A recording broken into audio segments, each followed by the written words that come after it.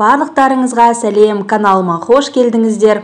Бүгін сіздерге өте дәмді әрі қанша жылдан бері хит болып келе жатқан красный бархат тортының жасалу жолымен бөлісетін боламын. Дәл осындай оригинал рецепттерді жіберіп алмау үшін міндетті түрде қазір каналыма тіркеліп қойыңыз, видеоның астына лайк басып қойыңыз. Сіздерді әрқашан өте оңай рецепттермен қуантатын боламын. Және де видеоны соңына дейін тамашалап, айтылған кеңестер бойынша жасасаңыз, сіздің де тортыңыз бір жасағаннан мінсіз болып шығады.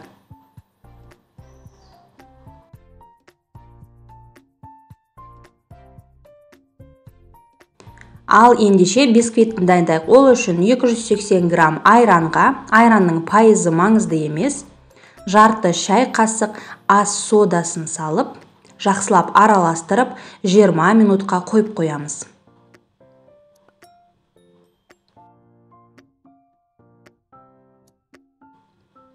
Одан кейін бөлек бір ыдысқа 3 жұмыртқамызды және 300 грамм қантымызды салып, қант көп болып көрінгенмен бисквит өте тәтті болып кетпейді, уайымдамаңыз. Енді жұмыртқа мен қантты миксердің орташа жылдамдығымен араластырамыз.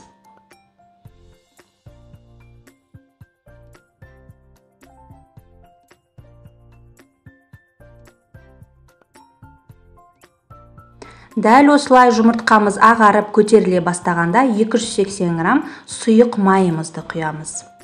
Және де шамалы ғана тағы да араластырып аламыз. Енді құрғақ ингредиенттер дайындап алайық. Ол үшін 340 грамм електен өткізілген ұнға 12 грамм разрыхлитель, яғни қамыр қопсытқышты қосамыз, және де 1 шай қасық какао қосамыз. Барлығын осылай електен өткізген жақсы, себебі арасында осыны түйіршіктер болса, ол дұрыс араласпай қалуы мүмкін. Енді осы құрғақ ингредиенттерді араластырып аламыз. Сол кезде біздің айранымыз да содамен жақсылап араласып, көтеріледі, массасы ұлғаяды. Оны жұмыртқамызға қосамыз, және де миксермен тағы да шамалы араластырып, біріктіріп аламыз.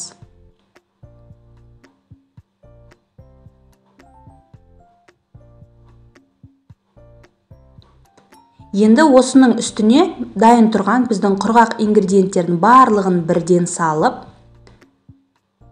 және де миксермен емес, бірінші қасықтың көмегімен араластырып аламыз, себебі ұн жан-жаққа шашырамау үшін.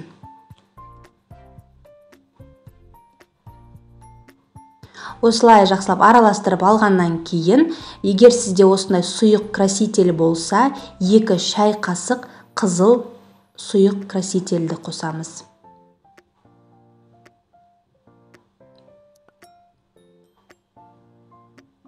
Енді миксердің көмегімен барлығын бір келкі түйіршіксіз масса болғанша дейін жақсылап араластырып аламыз. Дәл осы қамырмен сіздер капкейк жасасаңыздар да болады, және де кішкентай дөңгелектер жасап, пирожное красный бархат жасасаңыздар да болады. Бұл барлығына келетін универсальный осы красный бархаттың оригинал қамыры. Міне біздің қамырымыздың консистенциясы осындай болып шықты. Енді оны пісіретін пергамент қағазын дайындаймыз. Осындай 4 бөлік қағаз аламыз, және де өзіңіздің қалауыңыз бойынша 22 диаметрдан 24 диаметрға дейін жасауға болады.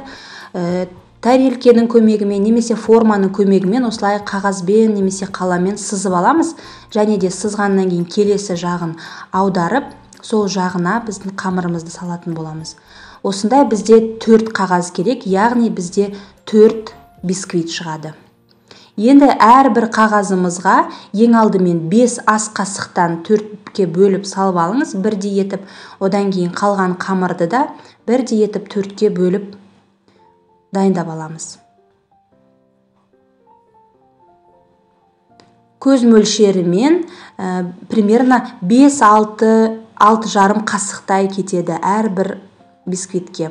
Енді осылай қасықтың көмегімен сіздің жаңа сызған сызығыңызға келтіріп, жайып шығамыз. Сызықтан асып кетсе ештеңе етпейді, себебі біз шеттерін кесеміз. Енді осыны Алдын ала қызып тұрған 180 градус пешімізде әрбір бисквитті 12-14 минуттан пісіріп аламыз. Міне біздің 4 бисквитіміз де дайын болып пісті. Осылай пергамент қағазынан өте оңай шешіледі. Өте жұмсақ, арасы барлығы толық жақсы болып піседі. Алар кезде бірінші тіс шұқығышты қадап көріңіз, егер құрғақ болып шықса, пісті деген сөз. Және де жаңағы өзіңіздің өлшеген ең басындағы диаметр бойынша дөп-дөңгелек етіп кесіп аламыз. Сонда біздің тортымыз біркелкі теп-тегіс болып шығады. Шетіндегі қалған қамырларын одан кейін үгітіп, тортымыздың сыртын әдемілейтін боламыз. Дәл осындай теп-тегіс әдемі біркелкі 4 бисквитімізді дайындап алайық. Егер сіздің бисквитіңіздің ортасы биік болып көтеріліп кетсе, ақырын пышақпен тегістеп алып тастауға болады. Ол қамырды да осылай сыртын әдемілеуге сосын қолдансаңыз болады. Ал енді кремін дайындайық. Ол үшін бізге керегі 140 грамм қант. Қант ұнтағы міндетті емес, қант немесе қант ұнтағын кез келген қолдансаңыз болады. Және де 33%-дан жоғары клейгей керек. Мен осындай клейгейді пайдаландым. Клейгей 300 грамм клейгейге осындай творожный сыр кез келген алсаңыз болады. Мен осындай кукинг дегенді қолдандым. 500 грамм творожный сыр керек болады. Ең алдымен қантымыз бен клейгейді араластырамыз. Клейгей жақсылап көпіріп, шамалы қоюлана бастаған кезде аз-аздан 3-ке бөліп творожный сырды қосып араластырамыз.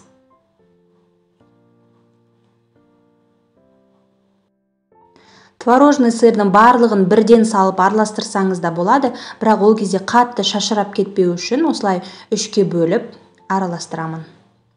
Дәл осы кремді сіз капкейкке де қолдансаңыз болады, немесе басқа да торттарға, және де рулет жасасаңыз болады. Дәл осы қамырмен, дәл осы кремді ортасына жағып. Кремнің тәттілігін де өзіңіз қадағаласаңыз болады, қантының мөлшерін азайтып немесе көбейтіп.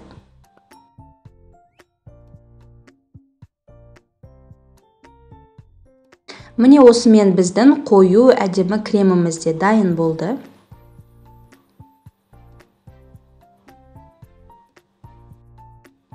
Торттың сыртын әдемілеуге аз ғана шамалы кремді алып қалсаңыз болады. Егер сіз жаңағы қамырдың қалған үгітіп сыртын әдемілегіңіз келсе, осындай аз ғана крем алып қалсаңыз болады. Ол үгінділер жақсылап жабысу үшін. Ал егер сіздің тортыңыздың сыртын басқаша қаптасаңыз, онда кремді бөлек дайындайсыз. Және де қалған кремді осылай тегістеп, көз мөлшерімен 3 бөлікке бөліп алыңыз. Сол кезде әрбір бисквиттің ортасына бір келкі крем жағылады. Және де осындай айналмалы столикті пайдалануға кеңес беремін. Сол кезде сіздің тортыңыз біркелкі болып, кремде бір тегіс болып жағылады. Егер ол болмаса, әрине көз мөлшерімен жасай беруге болады. Және де бисквитті теріс айналдырып қоямыз, сол кезде крем жақсы сіңеді. Әрбір бисквиттің ортасына сумен қантты араластырып пропиткада жасасаңыз болады. Енді 3-ке бөлген креміміздің бір бөлігін алып, қасықтың көмегімен біркелкі етіп жаямыз. Және де тортымыз теп-тегіс болып жиналу үшін мен осындай сыртына арнайы кольцоны қолданамын. Ол болмаса, әрине көз мөлшерімен жасай беруге болады. Дәл осылай кремді тегістеп жағып, келесі бисквитті де теріс айналдырып қоямыз. Одан кейін де біздің бөлген креміміздің екінші бөлігін салып, тағы да жақсылап бір тегістеп жағамыз. Қалауыңыз бойынша әрбір слойдың ортасына жидектер қойсаңыз да болады. Ол енді өзіңіздің қалауыңыз бойынша. Дәл солай 3-ші бисквитті де салып, кремнің қалған бөлігін жақсылап тегістеп жағамыз. Енді ең соңындағы 4-ші бисквитті теріс айналдырмай, бетін жоғарғы қаратып, ең үстіне жақсылап орналастырамыз. Әр бисквитті салған кезде ақырындап қолмен осылай басып қойсаңыз болады. Енді дысыңызда қалған крем болса, барлығын жақсылап бетіне жағып, енді осы біздің крем мен бисквитті 8 сағатқа холодильникке бетін осындай пищевая пленкамен жауып, ең аз дегенде 8 немесе 7 сағатқа холодильникке қойып қойған дұрыс. Сол кезде сіздің тортыңыз жақсылап кремі сіңеді және де жақсы болып қатайып, сыртын әдемілеуге ыңғайлы болады. Немесе тортты түнде жасап, келесі күні таңертең сыртын әдемілесеңіз болады. Міне біздің тортымыз 8 сағат холодильникте тұрды. Енді сыртындағы кольцосын шешіп, қалауыңыз бойынша сыртын әдемілесеңіз болады. Біз алып қалған кремді жан-жағына, бетіне толығымен жақсылап, видеода көріп тұрғандарыңыздай жұқа слоймен жағып шығамыз. Және де біздің қамырымыздың қалған бөлігін езіп, үгітіп алып, бетіне, жан-жағына, барлық жеріне үгітілген қамырды сеуіп, қаптап шығамыз. Және де өзіңіздің қалауыңыз бойынша басқа крем жасап, сыртын әппақ қылып қаптап, әртүрлі тематический торттар жасасаңыз болады. Әдемілеуі өз қалауыңыз бойынша. Немесе үстіне жидектер қойып сәндесеңіз болады.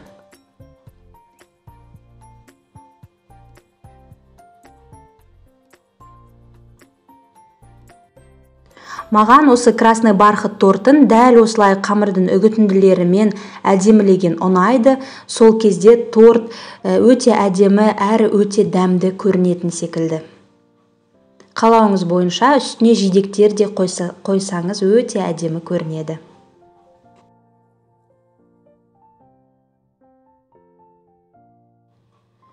Осымен біздің красный бархат тортымыз дайын. Сіздер де жасап көріңіздер. Жасалу жолы өте оңай. Бір жасағаннан дәл осы рецепт бойынша видеоны қарап жасайтын болсаңыз, сіздің де тортыңыз бір жасағаннан өте дәмді әрі мінсіз болып шығады.